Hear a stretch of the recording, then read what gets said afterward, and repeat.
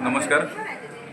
पालकमंत्रींच्या म्हणजे आमच्या सांगलीचे सर्वात लाडके मंत्री म्हटलं तर आमचे जे पालकमंत्री आहेत माननीय श्री नामदार चंद्रकांत दादा पाटील यांच्या योजनेअंतर्गत म्हणजे विकसित भारत जसा विकसित भारत तसा विकसित महाराष्ट्र तसा विकसित सांगली म्हणून ही जी योजना राबवली जात आहे म्हणजे त्याच्या अंतर्गत आयुष्यमान आभा कार्ड, ई श्रम, पॅन कार्ड व हे सर्व योजनांच्या अंतर्गत व आरोग्य योजने ज्या काही आरोग्य समस्या आहेत आज ज्या समाजात चाललेल्या आहेत त्याच्या अंतर्गत